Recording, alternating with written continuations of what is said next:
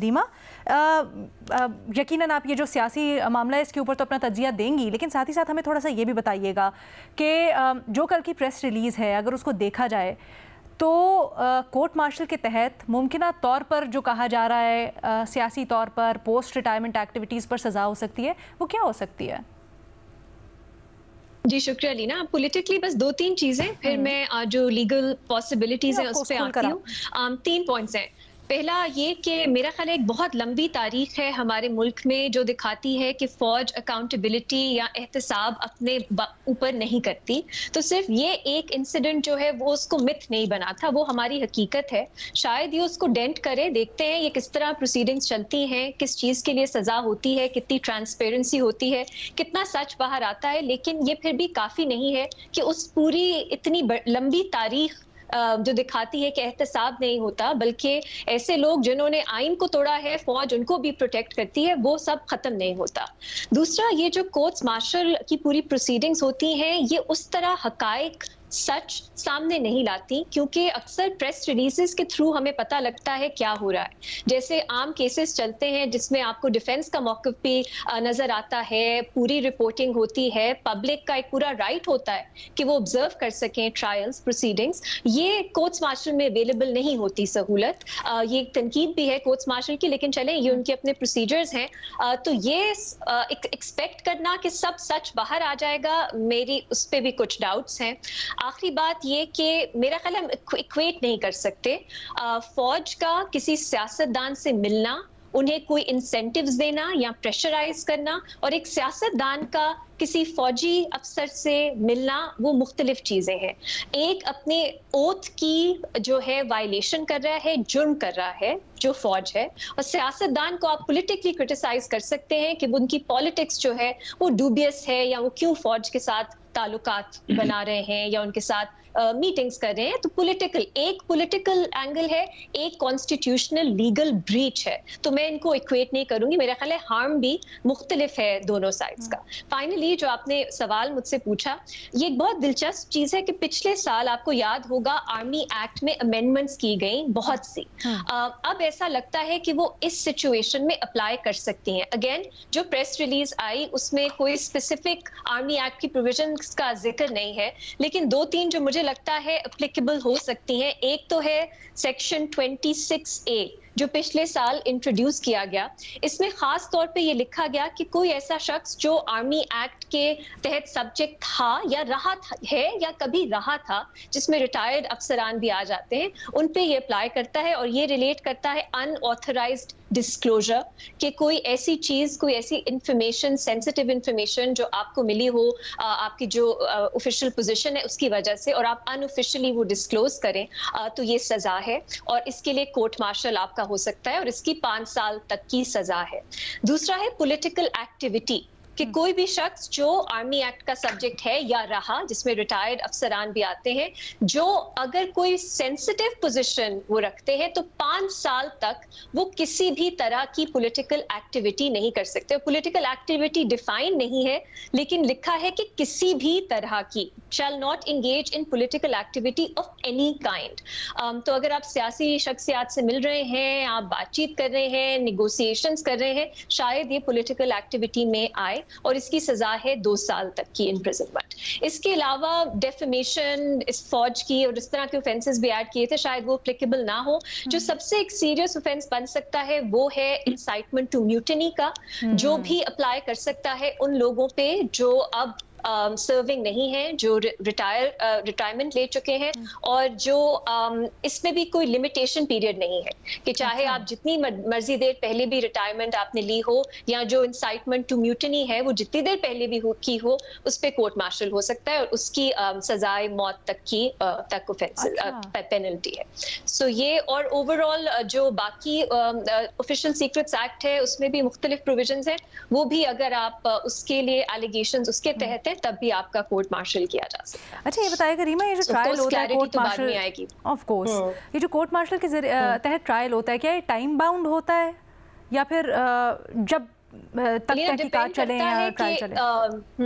Depend करता है कि कौन से ऑफेंसेस हैं जिसके लिए आप अक्यूज्ड हैं, कौन सा कोर्ट मार्शल बैठता है, उसकी मुख्तलिफ इकसाम है। सो अभी कहना मुश्किल होगा, पर इसका जो प्रोसीजर है वो आम ट्रायल से बिल्कुल मुख्तलिफ होता है, काफ़ी हद तक ओपेक होता है, सीक्रेटिव होता है।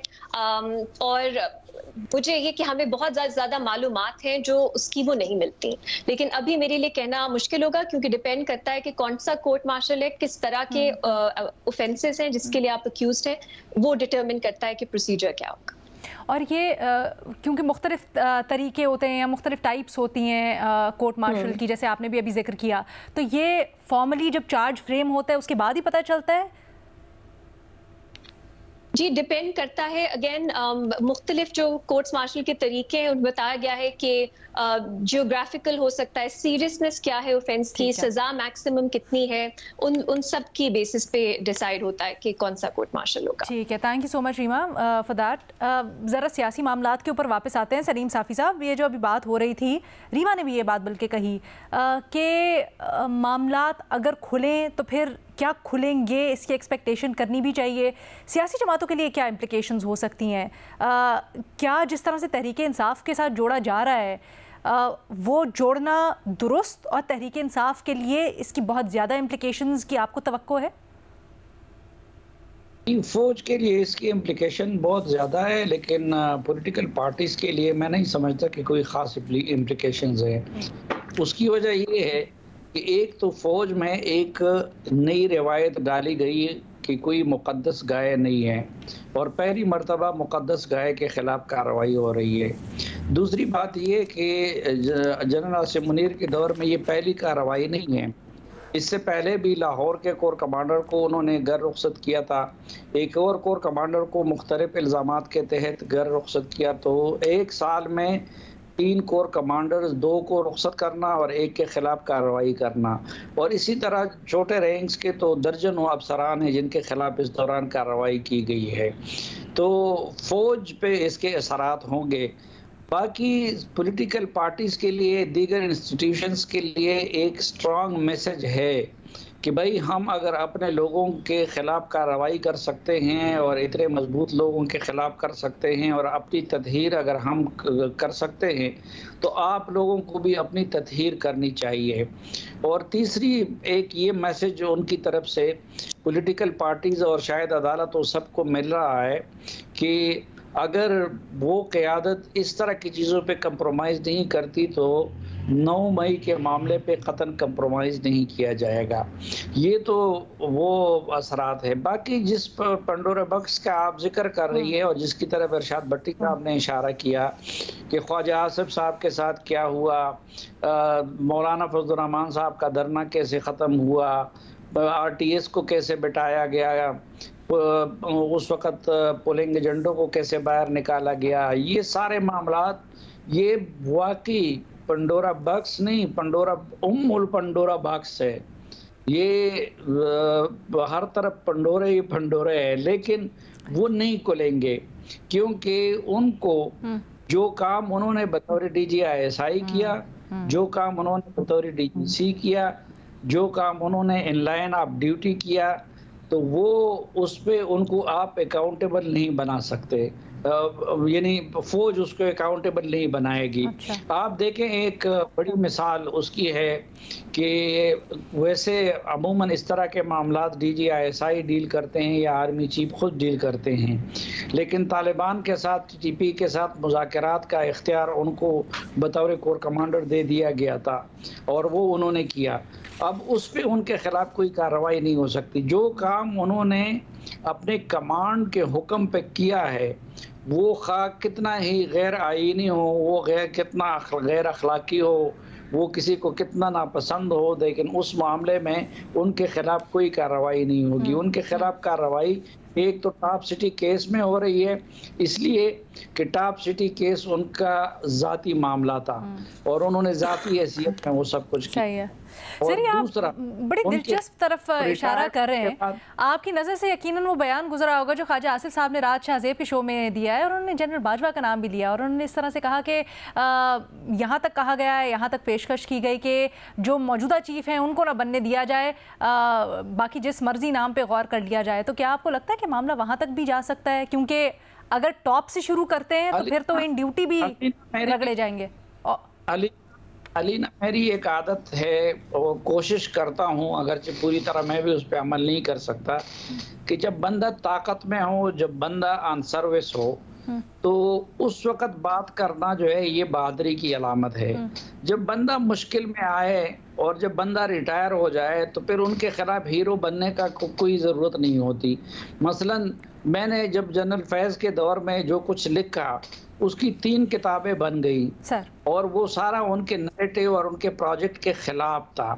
अब इस वक्त मैं खामखा की चीज़ें करके, और अभी भी माजी में लोग 2 बंदों के नाम लेते थे, लेकिन अब सिर्फ जनरल फैज़ का नाम लेके अपने आप को बहादुर साबित कर रहे हैं। तो मेरे ख्याल में ये भी नहीं होना चाहिए कि एक बंदा जब इस वक्त उनके खिलाफ कार्रवाई हो गई तो और वो मुश्किल में है, तो हम सिर्फ उनको थप्पड़ मार मार के अपने आप को हीरो बनाने या सर, लेकिन वैसे आप जैसी शख्सियात, जो आप जैसे सहाफ़ी जो पहले भी इसको गलती समझते थे फौज की मेडलिंग को सियासत में, अगर वो अब भी आगे क्या मुमकिन तौर पर हो सकता है और कहाँ तक इसकी कड़ी जा सकती है, कहे तो इसमें कोई कबाहत तो नहीं है?